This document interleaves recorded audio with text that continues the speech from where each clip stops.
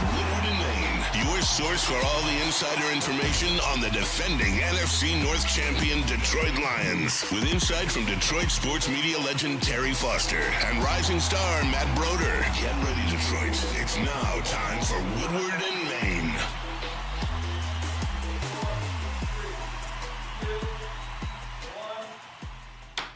Good morning, everybody. Welcome to Woodward and Main. I'm Terry Foster, along with this guy with this goofy grin on his face. What Matt did I do already? Broder. Well, I know you're happy because of the Michigan State game. You brought it up. I didn't even say it. Didn't even have to say it. Well, you got that goofy grin on your face. I know what it's all about. Don't I always have a goofy grin on my face? Well, not this goofy this early in the morning. But I gave you a homework assignment. You did? Yes. Remind me, teach. Name all the things we were told the Lions could not do or should not do, but they did anyway, and it worked out. It's a long list. Because I'm not going to break down today's game. It's Lions and Titans. Come on now. Announcement. Lions are playing the Tennessee Titans at 1 o'clock. Cool. So the laundry list. No, there is a game going on, and they got to win. We're going to talk about it a little bit, but we really don't need to break it down much. Like, Terry, you're talking about this laundry list of items. I remember, actually, one of the first that I had my eyebrow raised was when Brad Holmes traded T.J. Hockenson to the Vikings. It's like, what? I wasn't even a Hockenson fan, but it's like, why are you sending a weapon to a division rival? It didn't make sense. Until it did. I don't mind that because you don't want them, and whatever flaws a player may have, the other team is going to find out. Including that checkbook. Right. And plus, you're there to improve your team. True.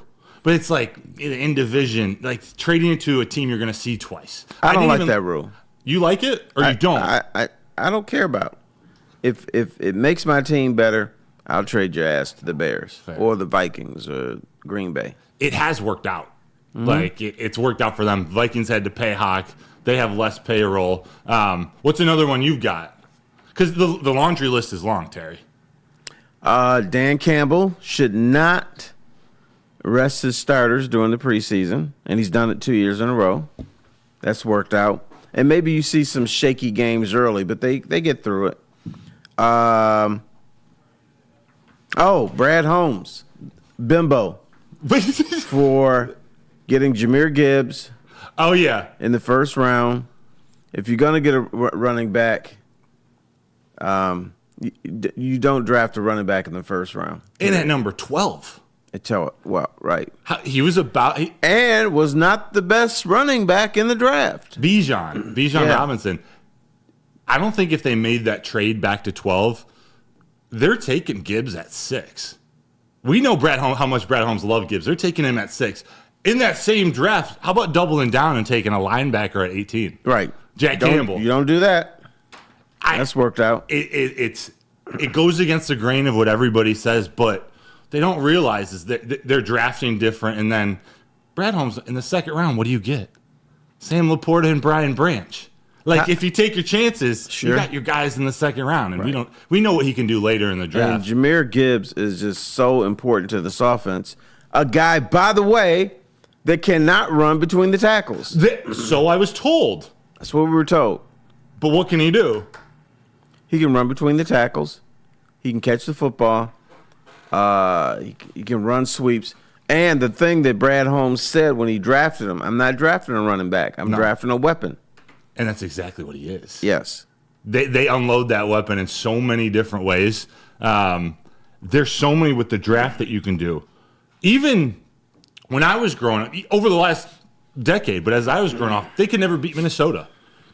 Minnesota was part of the kryptonite of the Lions, whether it was the Culpepper, Moss, Carter, Randall Cunningham. I went through it worse than you did. When I was a lad, the Lions lost 17 times in a row to the Minnesota Vikings. 17? 17. And then when they finally won, nobody believed it. It's like, no, that didn't just happen.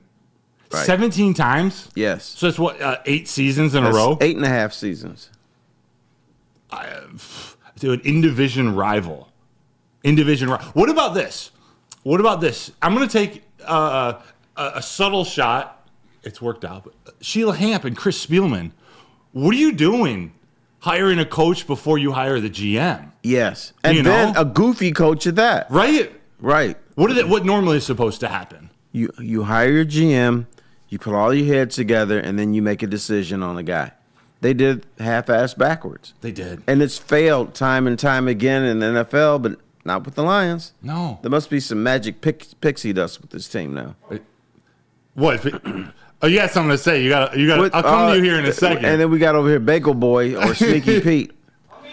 What do you call? He's eating what's called, Terry, a boring bagel, or what Braylon coins it, just a Braylon coins it a butter? depressed bagel. A depressed bagel. Depressed bagel. Depressed. What is wrong with that? I don't know. There's nothing wrong with that. I don't know. He Just a doesn't little like butter on top? he doesn't like that I put only butter on my bagel. He says that all bagels must have cream cheese or some sort of decoration or whatever. I just like bagel with butter. Hey, I'm okay with that, Sneaky. I'm okay with that, but I don't know if I would be okay with trading up in the first round for an injured wide receiver. Well, that one we may still might be, the jury might be out. You think so? Well, he's suspended again. He is, and we don't know why. I can't figure that out. Why has more details not come out about the suspension? Are they allowed to tell us what substance? This is Jameson Williams, wide receiver for the Lions. NFL suspended can do 2 anything games. they want. Do you think they're targeting Jameson Williams? Like, do they have some beef with him? The gambling suspension was weird. The rules were a little questionable at the time. Jameson Williams, yeah, you got to know what you're gambling on, but it was confusing at a team hotel offsite. Right. Weird. I am sure most NFL players don't know that rule. They were probably told that rule, but when you're a pro player and you talk about a team facility, you're not thinking when you're in a team hotel in your hotel room watching TV, you're in a team facility. You're probably not thinking that. No. Although at the hotel you do team things, you do a team walkthrough, you do team meals, you do a lot of team stuff, but you don't think of it as a facility. No. You're on the road. Allen Park, practice facility, and Ford Field is like your team spots. You don't think, if someone says team facility for the first year, you don't know. And think, Terry, it was different for you and me.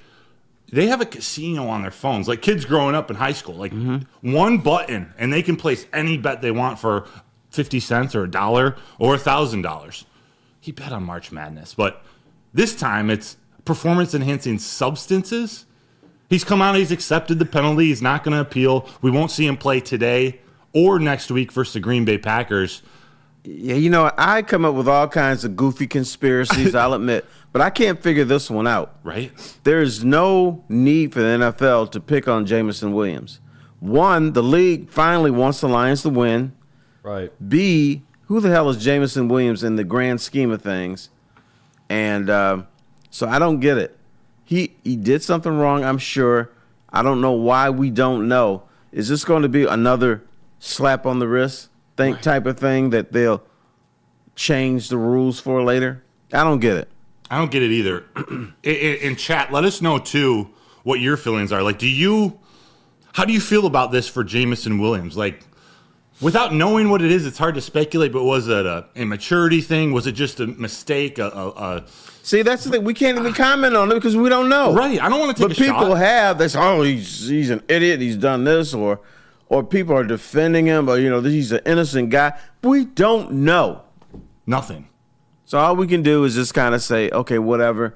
When you come back, don't appeal now because you want to make sure if you're going to be suspended for 2 games, one of those games is against the Tennessee Titans.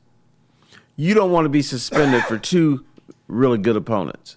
That's the conundrum of, should he appeal or not? I'm sure he was discussing it with his camp with the Lions this week, but, you can miss the Titans game. Where you got to go beat an NFL team, the Lions do, but if you're going to miss a game, it's this one. Week 2 and week 3 of this 3-week, do I appeal and extend this process for another week? Do I miss the Packers and the Texans?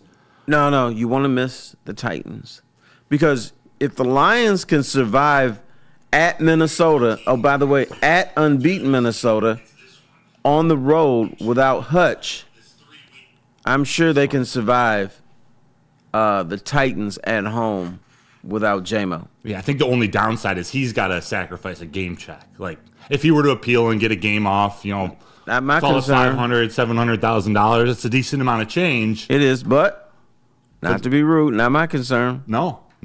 It's, for the team, everything's about the Lions. All you want to see is, does the team have enough players to win a game?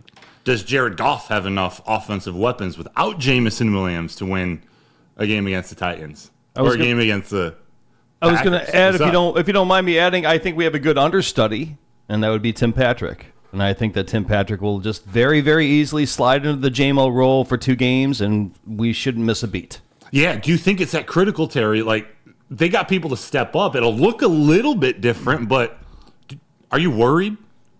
I sometimes wonder, am I crazy?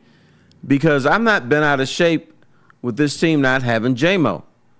You look a little bit different. Yeah, you don't tear the roof off the cover without him, but they keep finding a way to be productive offensively. Your boy Tim Patrick, who you like. I do. Amon-Ra all the time. We got Cleve Raymond. And the guy that we keep saying every week, he's going to come through this week, and he never does, is Sam Laporta. 1 week, we're going to be right about that. We are. He's going to have 8 catches for 90 yards, a touchdown. And How about today? why not? Why not?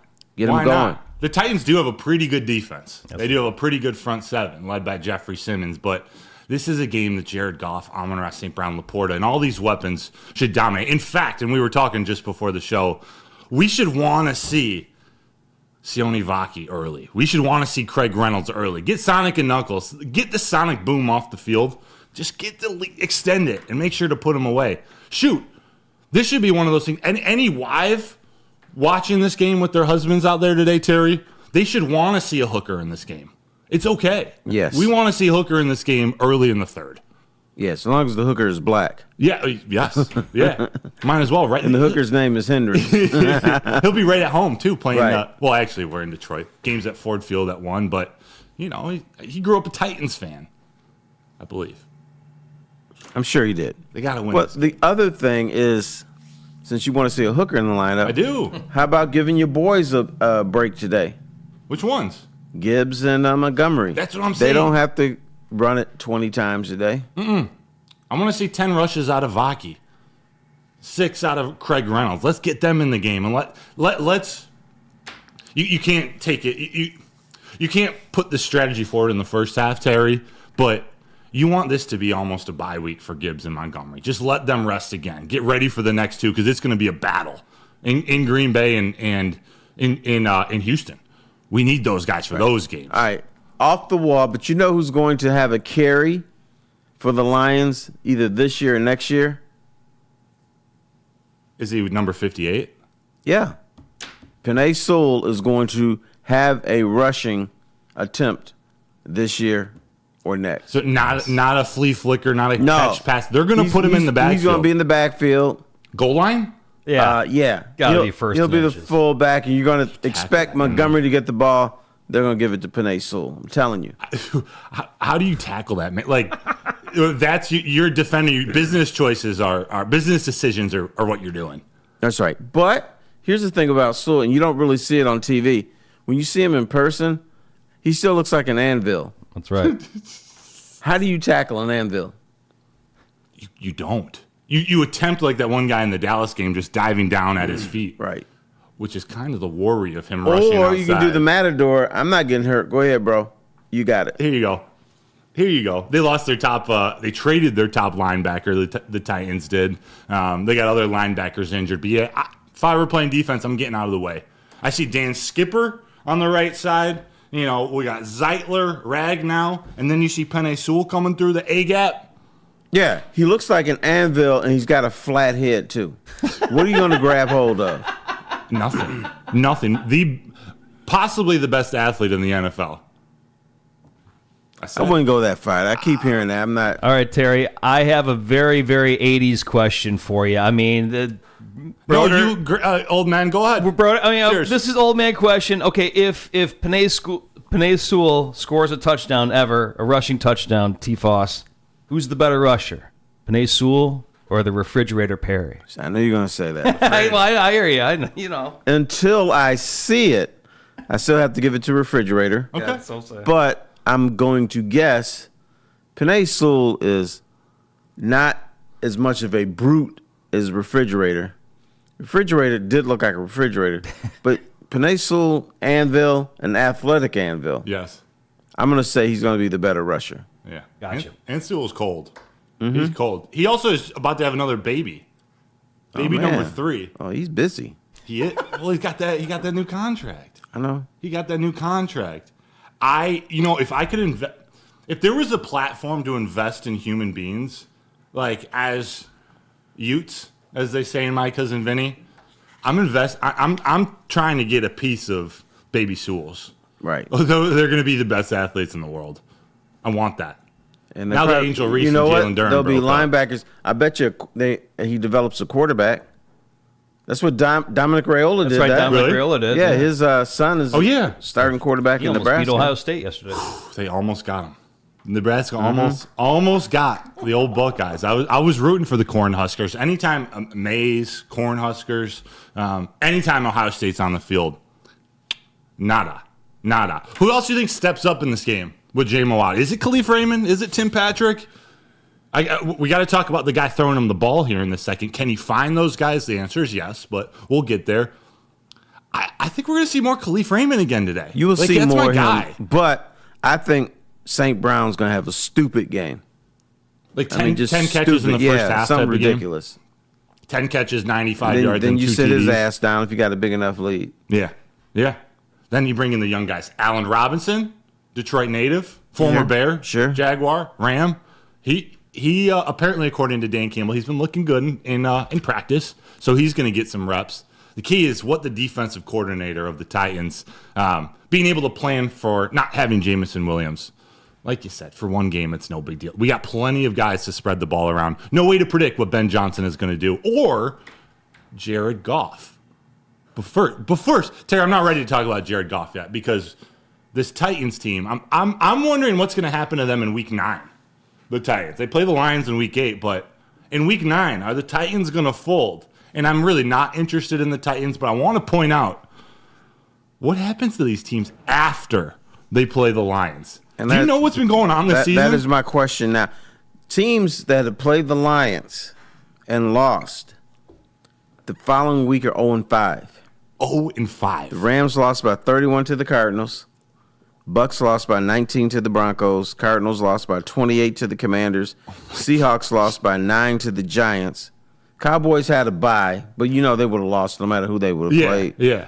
And the Vikings lost by 10 to the Rams. Now, we don't know what's going on, but if I were to give you 2 scenarios of why teams lose after they play the Lions, what is it? One, that the opponents discover something about the team after they play the Lions, or B, the Lions just beat these teams up and they're not ready to compete the next week.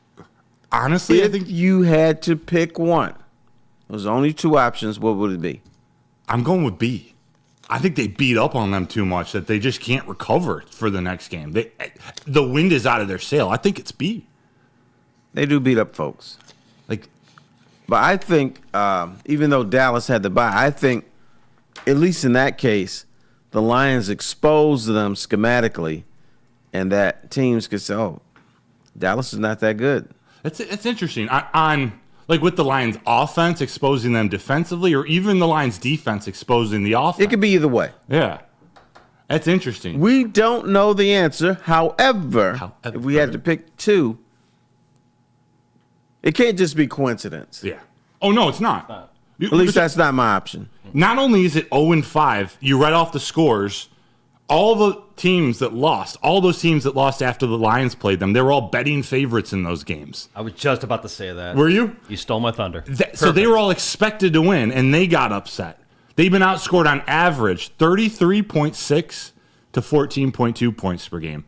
And their offense, they've been outgained 419.2 yards per game to 274.6 yards per game. So they're losing bad, they're losing when they're favorites. Their offense isn't moving the ball, their defense is giving up a lot of points. After you play the Lions, you fall apart. I'm going to disagree with you only just for the hell of it. Because, yeah, they might be getting beat up, but I also have a lot of respect for the Lions coaching staff. I think the bigger part is the Lions are exposing these teams, and the next team set of coaches look at them and say, "Oh, I didn't know you could exploit this. You can exploit that. You can exploit a lot of things." I think the Lions are discovering things, undressing them, and they come out the next week nude. That's a It's really hard to good play a point. football game with no clothes on. No. And I think that's what's happening. You never know who's swimming in the nude until the tide goes down. Okay, good. There you go. It's a really good point because what Ben Johnson on the offensive end, what Ben Johnson does, and the trick, even the trick plays, you get to see how defenses shift and move and react to certain things. You're right. That opens up the playbook for defensive coordinators or OCs for the next week's team to exploit them. It's fascinating just how significant these losses are. I'm going to be watching the Titans today. After this game, the trade deadline is coming up, so these Titans don't have a lot to play for anyway. Well, the Titans shouldn't count because they're going to lose anyway, no matter who they play next week. Because they're kind of bad. Right. They're going to lose all their teams. The question for today is, which Titans player should just walk over after the game from his locker room right over to the Lions locker room? Harold Landry is the name that keeps coming up. Little strong side linebacker, an edge rusher to maybe help with that pass rush.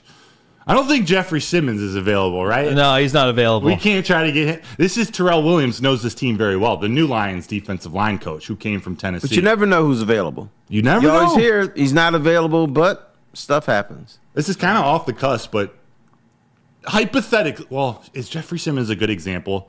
We don't need a defensive tackle. We need some rushing from the outside.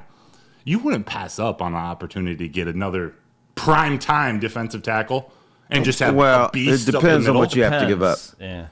True. I would not make that move. Okay. I think they're pretty stout in the middle. No, they definitely are. It's like if it's nothing or a mid to a little bit lower tier edge rusher versus Jeffrey Simmons or Dexter Lawrence.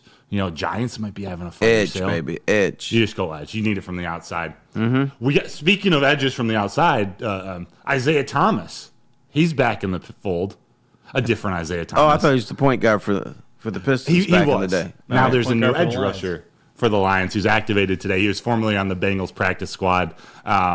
They lost Josh Paschal this week. The Lions. He has an undisclosed illness that came up in one of his medical screenings. He's a cancer survivor. So during one of his screenings, they found something. I don't believe it's cancer. I don't want to spread that word, but he's out for today. That's the only major injury for the Lions. The Titans lost a couple guys.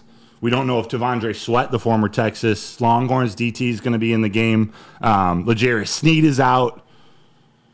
They just traded Ernest Jones, their middle linebacker. They just traded DeAndre Hopkins to the Chiefs. Yeah. He's gone too. So, like you said at the beginning, there's not a ton to break down for us in an hour show on this game. It's what are they going to do with what they're working? How are they going to get through this game, stay healthy, win the game, get their starters out? How are they going to approach this game? Because you can't let the Titans somehow get out to a 13-0 early lead. You don't want Mason Rudolph. If Will Levis doesn't play, Mason Rudolph, the Tony red-nosed Pollard, reindeer had a very shiny nose. you got to go take care of business, T. Foss. Dude, if they can handle Minnesota, the only way they can lose today's game is they just don't give a shit. Yeah, They just come in with their head up their asses and decided not to play. But once again, we always point back to Dan Campbell, Yes. and he's like a motivational machine. You just wind him up and he just goes the whole week. yeah. I think it's impossible for the Lions to look past somebody because of that coach. I agree. He's not going to let it happen. And then Brad Holmes is crazy too. He goes in the locker room and screams and hollers and does stuff. And then the assistant coaches, they're on crack too. These dudes, man, are nuts. You want some crack? So I think it's impossible for players from the Detroit Lions not to care about a game because they're going to be jacked up every day of the week. I feel like you'd say that about Dan Campbell regardless, but this team, the perspective that the majority of the guys on this team, including Dan Campbell and the coaches, they've been through what the Titans are going through. Dan Campbell referenced that this week, saying, hey, we were the Titans 2 years ago. Right. Like, we're not going to look past them because we knew we were just about to explode. I think that Lions team was a little better than this Titans team, but nonetheless, that's the kind of message Dan Campbell's going to share in that locker room. It's true. Yeah. And even though we give him his flowers, we respect the job that he's done, there was still a chance that at some point when they're losing, no matter how motivational he is, players are like, you know what, I'm checking out. Yeah. I hear him. That's good, but it's not working. There's a chance that could have happened, but it didn't. Sure didn't. Because athletes do check out It's natural. when they don't win. They're humans. It's natural. That's why you got to give motivational speeches and get the team going before the game. Before we move on, James in the chat, when we were talking about teams after the Lions beat them, teams fall apart, he said, the Honolulu flu is real. The Honolulu flu. Huh. I like that. I had to read that. I like that. Okay. James, shout out to you. That's also my fantasy football partner. Did you for see Wake the Up super Woodward. chat? Pardon? Did you see the super chat? I It's up a little bit. Kenny Oh, Powers. there we go.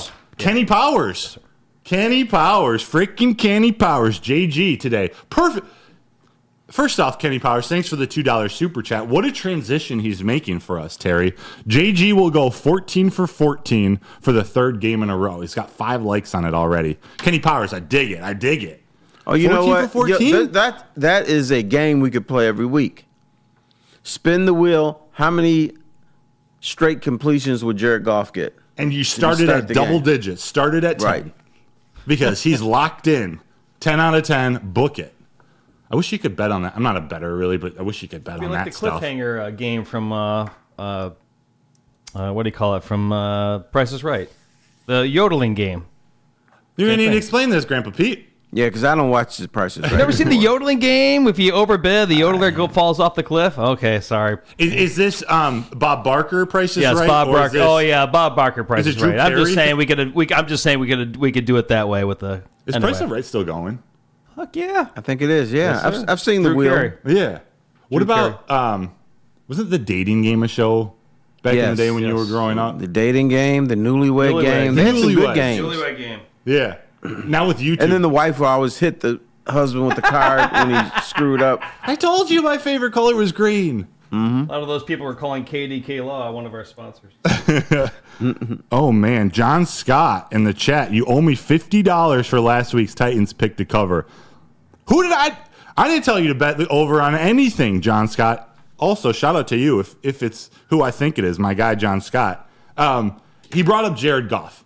And there was one thing, Terry, on the end of our it's like half a page laundry list of crap they say the Lions were not supposed to do or what they expected certain guys to be, Terry. We were told, actually, here, Neil Rule, I was told Jared Goff was a bridge QB and would not be able to carry this team far. Oh, that's a good one. I was told. That's what they told me. He gets excited. But there's another Go thing blue, Neil. Go blue. Sorry. with Jared Goff. Yes. What? Let's say Jared Goff had these stats. 1,389 yards passing. Great call, actually. Let me put up a graphic while you talk through this. Could you put the other one? Could you take that down? There we go. It's pretty simple, but My here, bad. let's play a game here. My bad. Tell me those stats. 6 touchdowns, 8 interceptions, 11 sacks, passer rating of 82.5. What would this town be doing now? If those were Get this Jared Goff's motherfucker stats. out of here. So wait, ask the question again. I think I was just talking over you. You did. If Jared Goff had these stats, what would the people in this town be doing? Oh. They'd be going ape shit. 1,389 passing yards, 6 touchdowns, 8 interceptions, 11 sacks, 82.5 passer rating. They'd be going ape shit. They would. And they would be demanding, how come Hendon Hooker is not playing? Yeah. Even if they're 5-1, it wouldn't matter. Say he can't get us over the hump. He's not going to be able to win the big game. We got the Packers, the Texans coming up. Those are Patrick Mahomes stats. You're right. The perennial MVP, Super Bowl winner, going to be the greatest quarterback alive, people say. And still an MVP conversation. Yeah. Yeah. Even though he shouldn't be. No. You know who should be? Numero uno or top 3 at this moment in the season. It's Jared Goff. He should.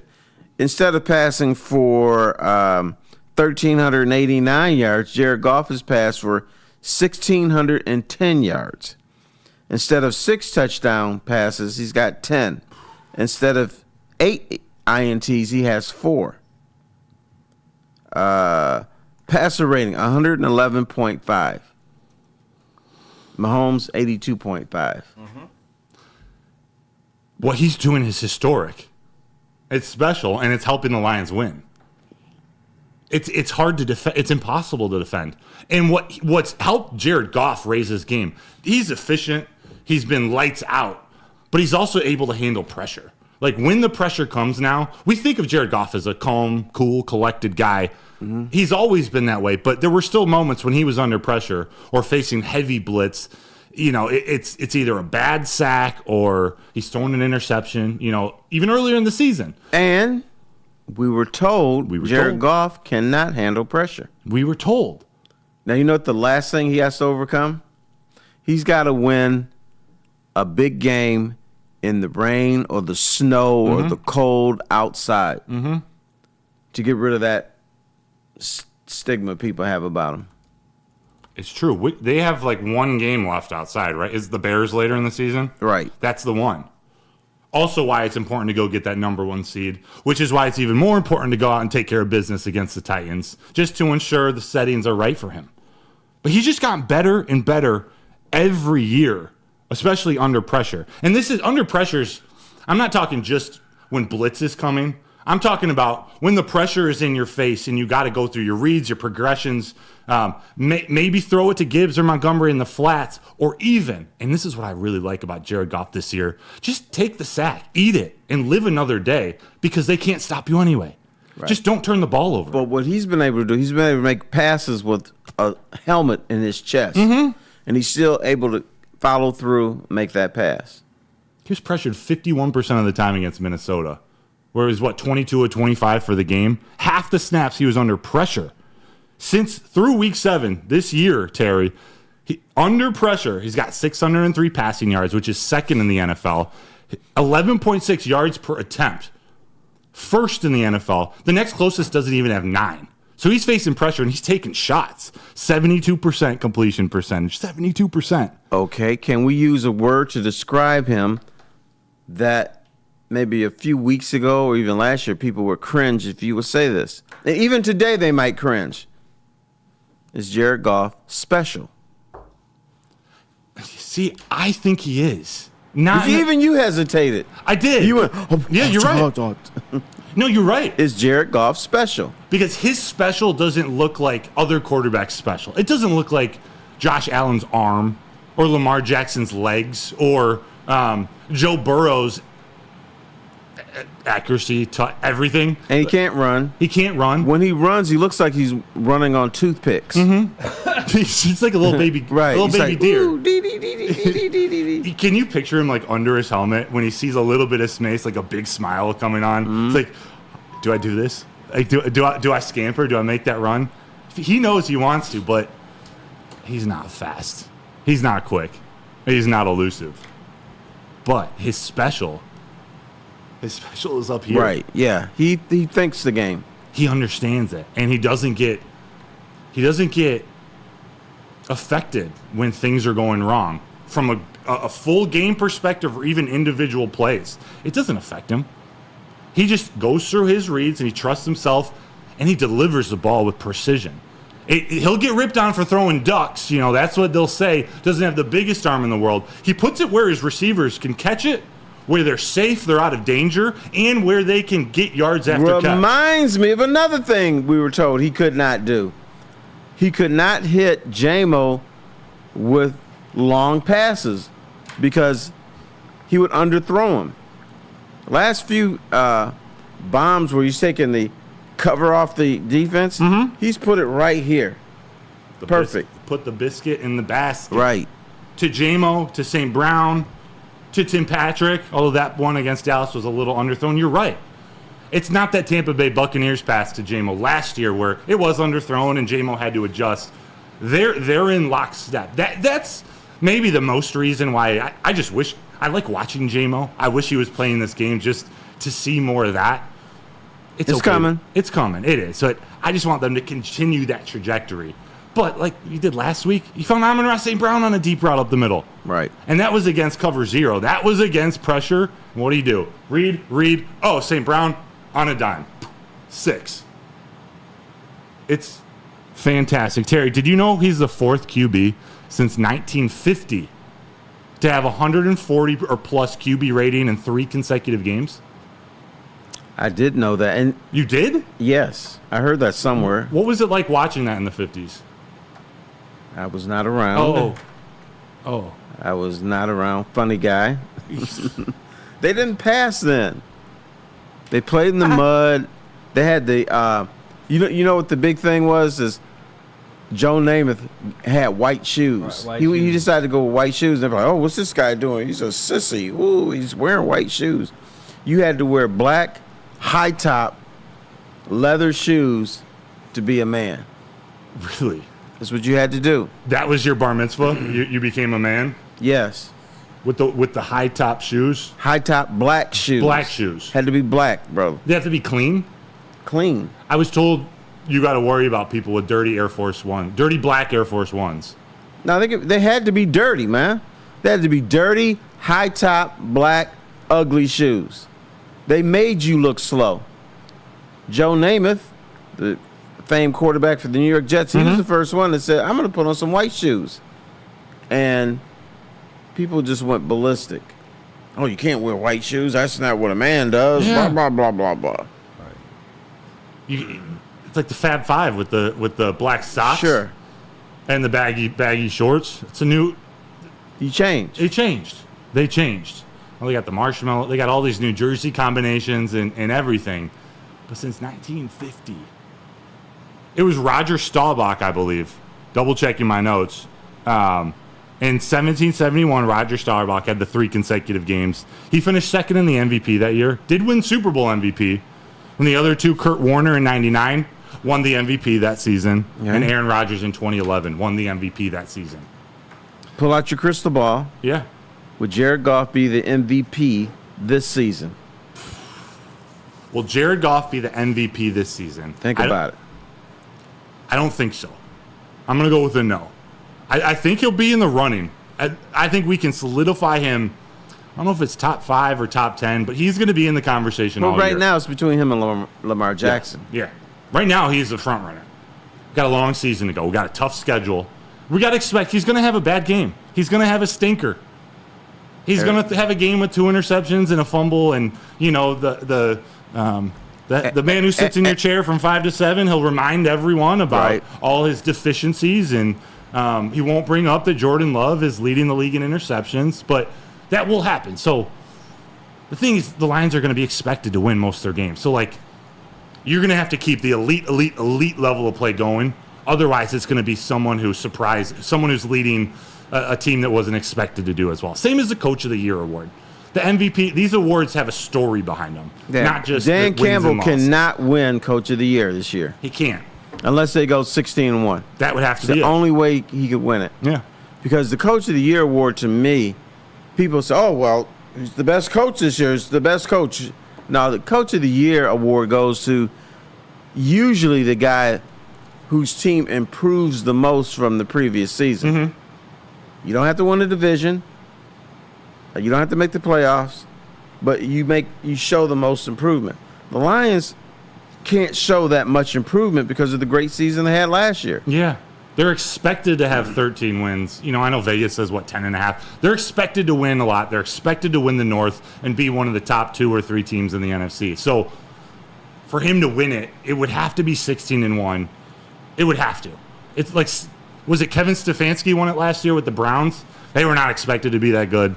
They brought in Joe Flacco. They brought in 6 different quarterbacks, 6 different quarterbacks. And look where the Browns are now. Yeah, that's the story that you need. I do think, not to go back to last year, if the Lions won that game in Dallas with the Decker reporting call, I think Dan Campbell wins Coach of the Year, and I think Jared Goff gets consideration for the MVP. He doesn't win it last year, but we're talking at that point a 14-3 team, possibly first place in the NFC, home field advantage throughout. Like, that's what was needed last year, and it still wasn't even enough winning 13. Yeah, because it's a bogus award. It's a stupid award. You don't like it? Huh? Like, you don't like it? Like, I don't like Coach of the Year in any sport. It doesn't mean you outcoached everybody that year. It just means you had a shitty team the previous year, and then you're either mediocre or good the following year. That's what it means. Mm-hmm. Yeah, it's for so a bottom feeder. A guy like Dan Campbell, for all he's done, he's turned around the worst franchise in history. He cannot win Coach of the Year at any point of his life now. Yeah. Think about that. That's such a great theory, situation. Mm-hmm. Do you think, again, off the cusp, do you think they should almost recreate the award where it's over like a 3-year sample size or something where you can see the progression? It's like you just said, he's turned around the worst franchise in NFL history. But he should did it be in the Hall of Fame for that. You're right. Here's how the only way you can win Coach of the Year. They're gonna have to regress and win 5 or 6 games one year, and then the next year be the new and improved Lions. Mm-hmm. Like maybe Goff moves on in a couple of years, and they have a rookie quarterback, or like, all right, they're down year. They got a new quarterback. They lost one of their primetime players. The story's there, the background. Yeah, and his rookie quarterback's like Bryce Underwood, who is now at Belleville High School. What was going on with him? He was jawing with, was it a Belleville fan he was going after? Did you see that story? No, I did didn't not. see that. He was on Drew Leach's, I think he posted on Facebook or something. There was something going on after the game. He's the top recruit in the country? Yeah. He's going to LSU. The rumor is Michigan is trying to get him. Dave Portnoy is trying to unload that checkbook, whatever you need. That smells But they like just Portnoy. announced Jaden Davis. He's redshirt.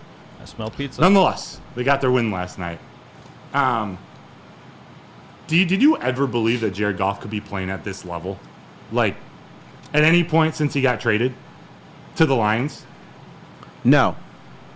I thought he could be decent. I thought he could be good. I thought he could be efficient.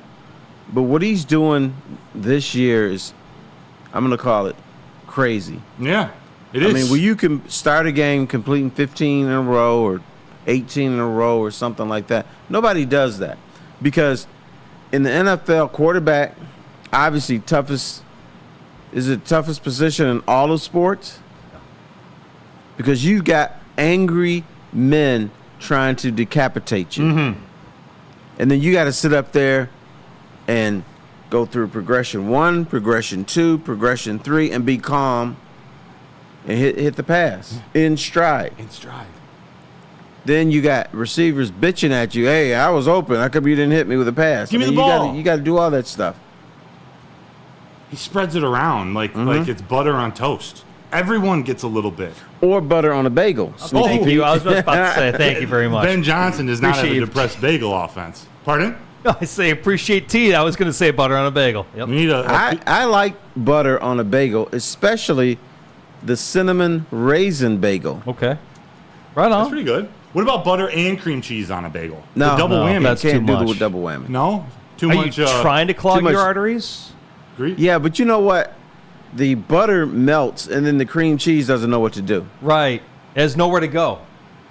Yeah, right. Cream cheese has nowhere to go. It gets confused, It gets so you can't put them both together. That's why it bunches up. It hides out right in the middle of the bagel. Right in the little bagel Right. hole.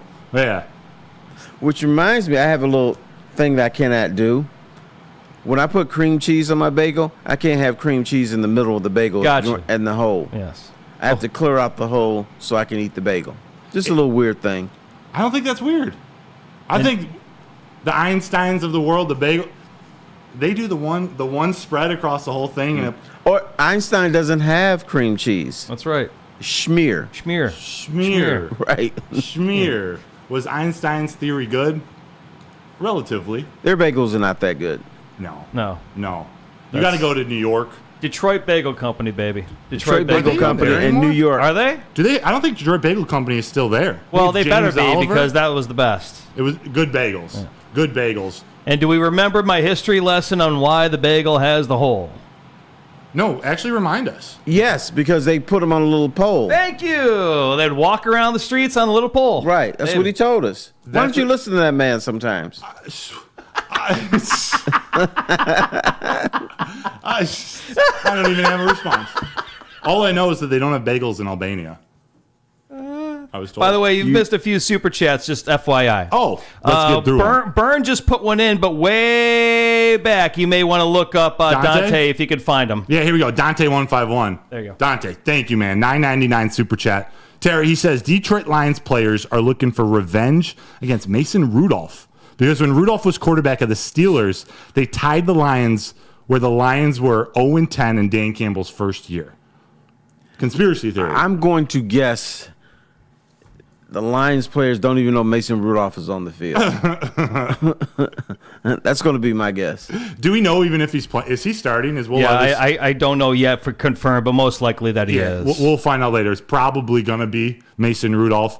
You know, maybe we get surprised and like Myles Garrett ends up in a Lions uniform today as a reunion with Mason Rudolph. Remember that skirmish they had a couple years ago where, was it, did Myles Garrett rip his helmet off and started beating Mason Rudolph with it? Mm-hmm. Rudolph looked like this crazy white boy just flailing his arms everywhere. He wasn't playing reindeer games that day. Yeah. How about this one from Byrne, Terry? $5 super chat. Byrne, thank you, man. Honestly, looking at former coach of the years, I'm glad Dan hasn't won it. It's not great company. McVay and Harbaugh were outliers. Mm-hmm. I guess they win the award and they go the opposite direction. Right. Yeah, don't win it. Don't win it. Don't win it.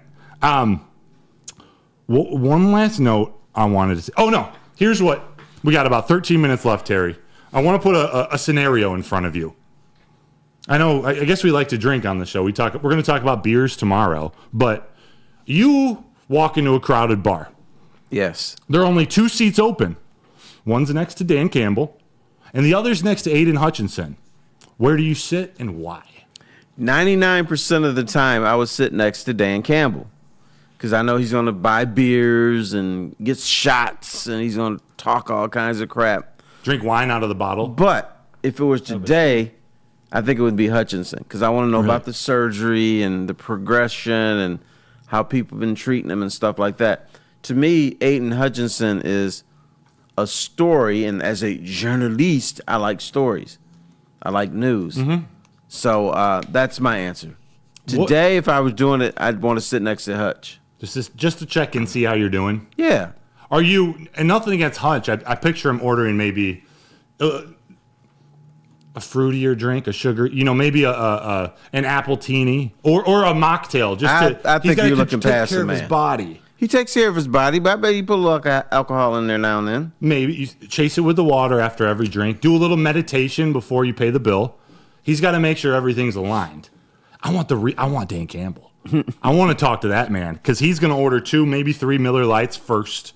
He's going to be drinking wine out of the bottle like he did back in the day. The last time he was called classless from our guy, Mr. Christie. Right.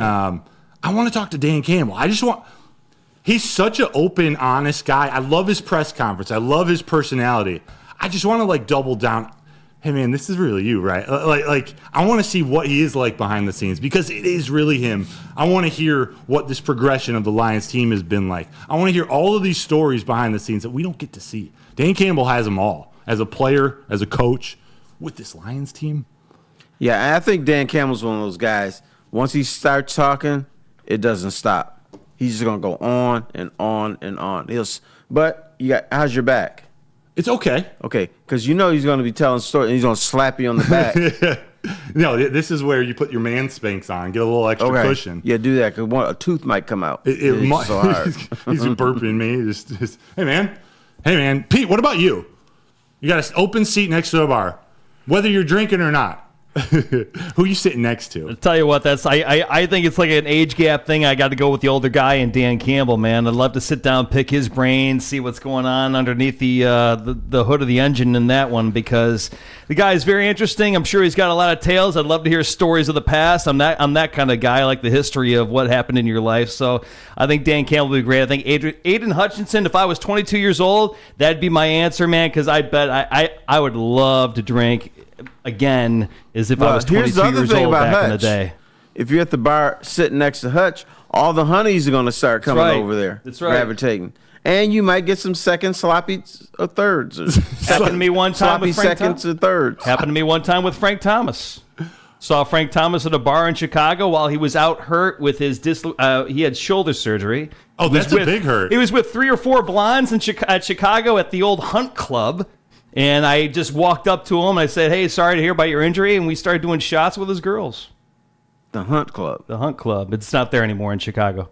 Have you ever had drinks with a coach before? Nope. Did I tell you my drinking session with John Tierlink? No. Maybe, but no. Remind me. John Tierlink was the defensive line coach for the Detroit Lions. I liked him because he was aggressive. He's a guy that if you sacked a quarterback, you got to put the picture up on top of your locker. So the Lions were playing in Oakland, and it was at the downtown Oakland Marriott. And he said, "Hey, I'm going out with the coaches at 7." I said, "Well, I'm going out with the writers at 7." He says, "Okay. Why don't we have a pregame drink?" So I'm like, "Okay, fine." Before his own game? No, this was Saturday. Oh, okay. The night before. So they were going out to dinner, and we were going out to dinner. So he said, why don't we have a drink? I'll drink before we go out to dinner. I had 2 beers. This dude had 24 beers. Before, as a pregame? Before you went out? Before you had dinner? No. Yeah, before dinner. And you know he had to have a couple more during dinner. Oh, yeah. 24. And I had to hustle up with my 2 drinks to keep up. Was he Andre the Giant? I don't know what he was. I know he had a red nose, and he drank 24 beers. Yeah. And he would have the defensive lineman put up the quarterbacks that they sack on the back. Oh. How do you even? He must be taking one sip and it's out. It's gone. It was quick. I mean, he was taking that bottle and just Oh my God. leaning all the way back. John Tierlink. He was crazy too. That was one of my boys.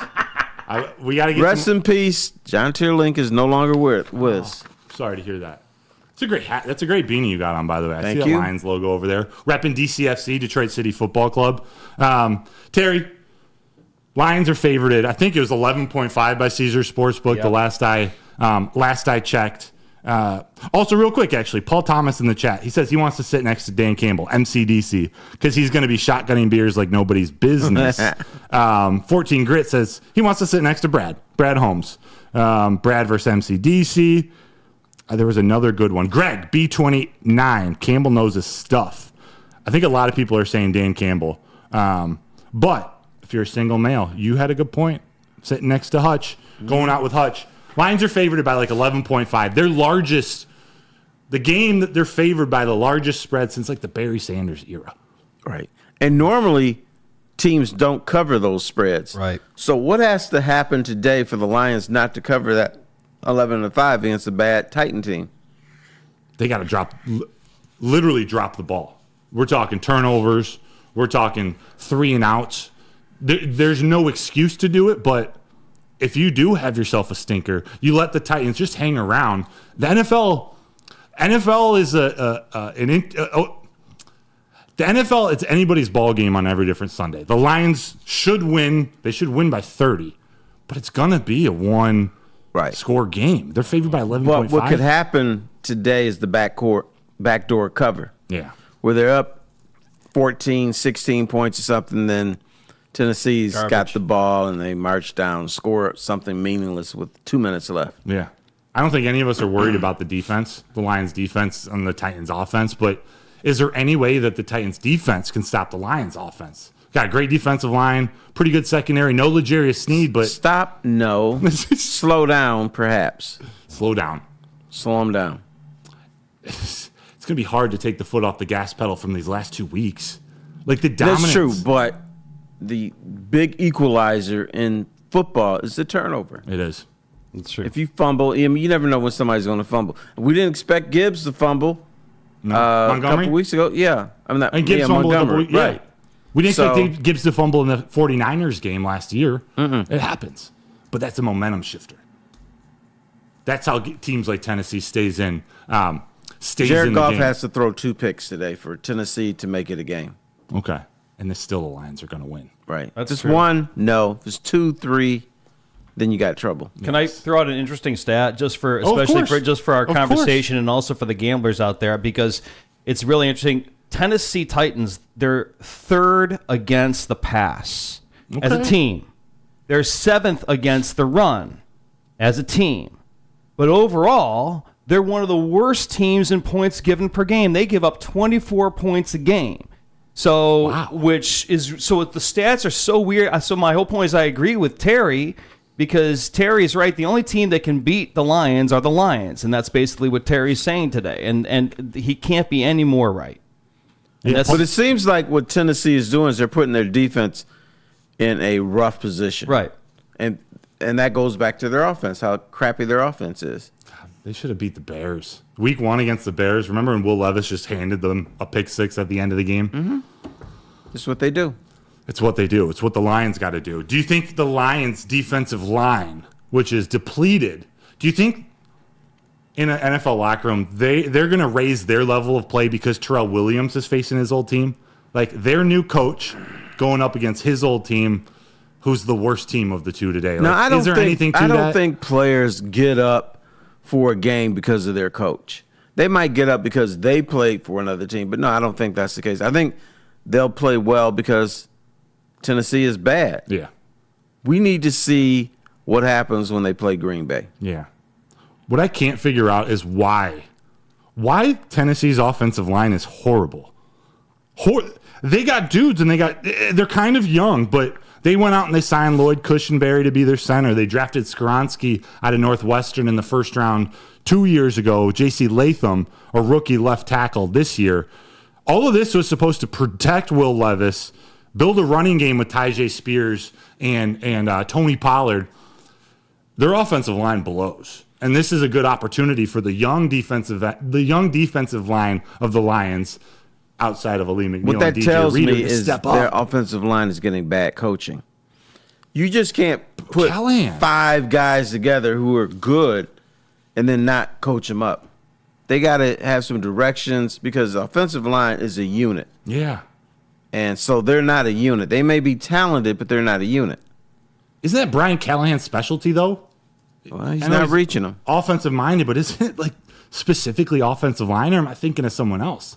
It makes you think how good Hank Fraley is with the Lions. Right. Lions got dudes. They got Ragnow and Sewell, who are the 2 best at their position in the league. But still, like you said, there are injuries and whatnot for the offensive line to all be on the same page. We're seeing that 401 level of offense with the Lions these last couple weeks. That offense that Dan that's Campbell true. said, And when wait, you look at the Lions' offensive line, in the grand scheme of things, the last 2 years, they've had a lot of injuries. they have. But they've still been good. Graham Glasgow step up. Yodi step up. Michael Neese occasionally.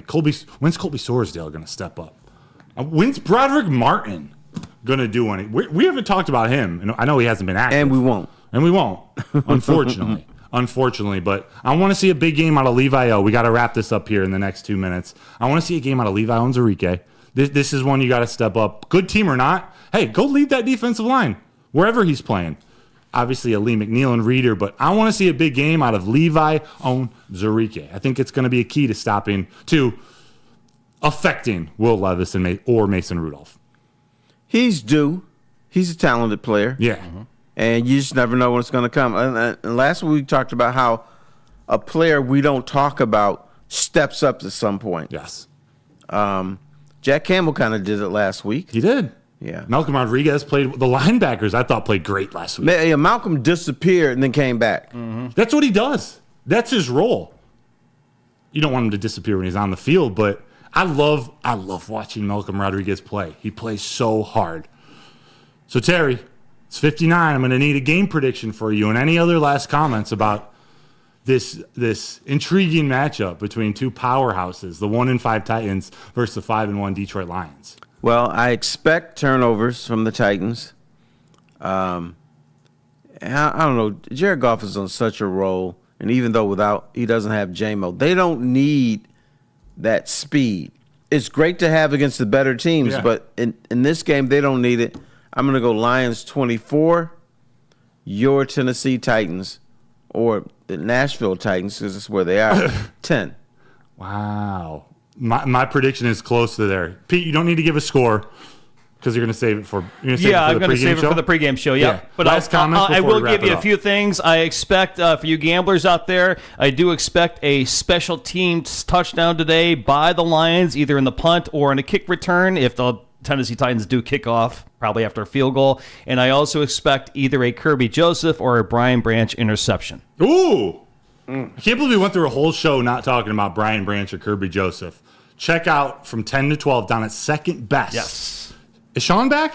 Yes, he's back from his Oktoberfest, baby. Neil Rule and Sean Beligian are hosting the pregame show from 10 to 12 at second best. Yes, sir. We got the watch party hosted by the heavyweights from game time. Game time. All the at Sticks Bar out there. Hayes Social in Shelby Township. Yep. Name the number one sports bar in Metro Detroit. That is correct. By the Metro Times readers. Hayes Social in Shelby Township. And then Stick himself and Anson Wells, they host the post-game show. They got phone lines set up. The post-game show is one of the coolest things we do. I dig it. Everyone tune in. Amazing lineup throughout the day. We just kick things off. Woodward and Maine just kick things off. Right. I, too, have the Lions winning 30-13. They're going to get ahead. They're going to get ahead early. And we're going to see Sione Vaki today. We're going to see Craig Reynolds. It's what they need to do, and I think we see it. 30-13 win. Jake Bates kicks a couple field goals. The Lions go into Green Bay next week at 6-1, ready for their second NFC North game of the year. Terry, exciting. Any last words? Otherwise, we're gonna get out of here. No, 24-10 Lions, and I don't think it's going to be a great game. But I ran into some people last night. Come on. I was out with the wife, and I ran into some people. They're having a great weekend. They stayed at a hotel downtown. Yeah. With all their little Lions gear, and they're going to the game today. Come on. Yeah. Spreading the Christmas joy. Mm-hmm. Like Elf. I love it. Terry Foster, always a pleasure doing a show with you. You are a legend. Young man. Everyone, this is Terry Foster, Detroit sports media legend. Hello. Thank you, Pete Spivak, in boys. the TD booth. Yes, My name is Matt Broder. This was Woodward and Main Street on the Woodward Sports Network. Check out the pregame show with Neil and Sean Beligian at 10 o'clock. Everyone, have a great day. One Pride. Go Lions. Can't get enough Lions coverage? Make sure you catch all Woodward sports shows every game day. Wake up with Woodward and Maine, giving you the latest insight into the Lions locker room and press conferences. Then join the Lions pregame show, highlighting key matchups, injuries, and what to watch for during the game. Follow all the ups and downs of the live game action with our Woodward Watch Party live on YouTube and WoodwardSports.com. After the game, check out the instant fan and host reactions with the Lions postgame show. Every game, it's wall-to-wall, kneecap-biting, high-fiving, chest-pumping Lions coverage. Hell yeah! Only at Detroit's #1 sports network.